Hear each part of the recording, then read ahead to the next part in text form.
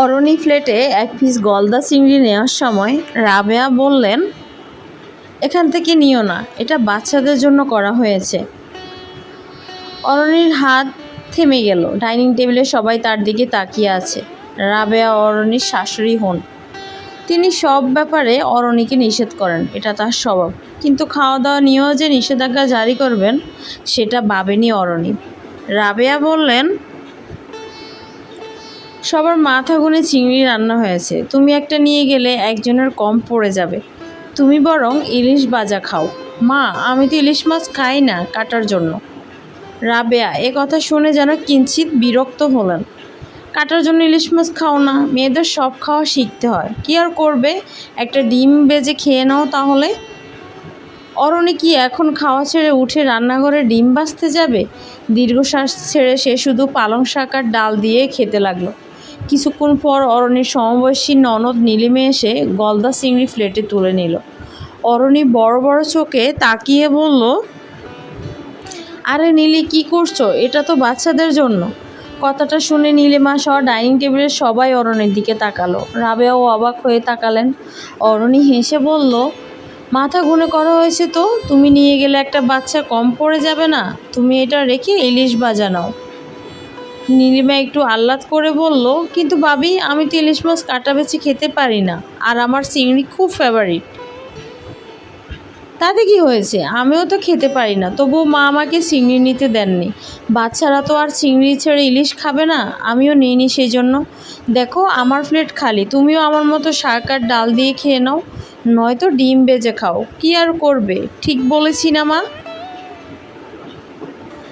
রাবেয়া ব্রহ্মদৃষ্টিতে তাকালেন অরণির দিকে। নীলিমা উদাস হয়ে বলল, সত্যি মা, আমার জন্য চিংড়ি নেই? রাবেয়া কঠিন গলায় বললেন, কে বলেছে নেই? চিংড়ি আমার বাচ্চাদের জন্য, তুইও তো আমার বাচ্চাই, তোর জন্য একটা চিংড়ি বরাদ্দ আছে। নীলিমা এবার অরণির দিকে চেয়ে হাসি মুখে বলল, দেখেছো ভাবি, মায়ের কাছে সন্তানেরা সবসময় বাচ্চাই থাকে।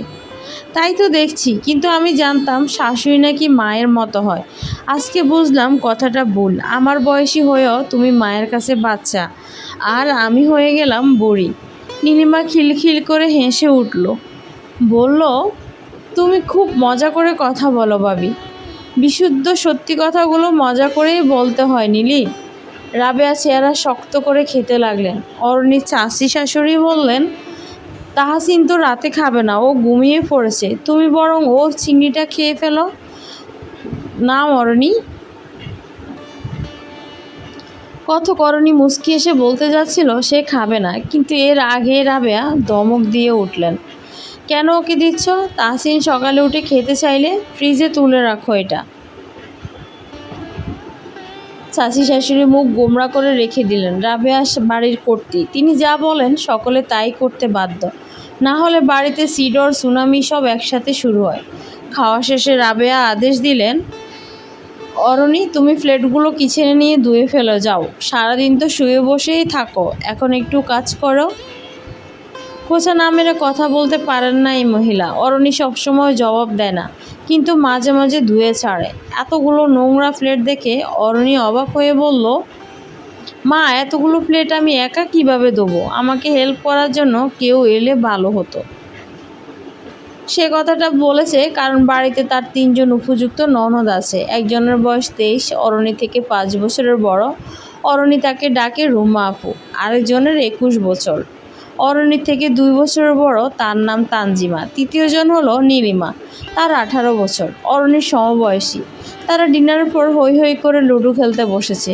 আর একান্নবর্তী পরিবারের সকলের এঁটো বাসন ধোয়ার দায়িত্ব অরণির উপর পড়েছে, কারণ সে বাড়ির বউ, জি চাকরানির বিকল্প। রাবেয়া খোঁচা মেরে বললেন, এইটুকু কাজও একা করতে পারবে না? তোমার মা কি তোমাকে কিছু শেখাননি, বড়দের মুখে তর্ক করা ছাড়া? রাবেয়া কথাটা এত জোরে বলেছেন যে ড্রয়িং রুম থেকেও শোনা গেল। নীলিমা আর উর্মি উকি মেরে তাকালো। একজন পিস পিস করে বলল, গল্পটি চলতেই থাকবে। গল্পটি যদি ভালো লাগে তাহলে লাইক করে, কমেন্ট করে, সাবস্ক্রাইব করে পাশে থাকা বেল আইকনটি প্রেস করে দিবেন, যাতে করে নিত্য নতুন ভিডিও আপলোড করলে সঙ্গে সঙ্গে নোটিফিকেশন পৌঁছে যায় আপনাদের কাছে। দ্বিতীয় পর্ব নিয়ে আবারও দেখা হবে নতুন দিনে নতুন ভিডিওর সঙ্গে। আল্লাহ হাফেজ।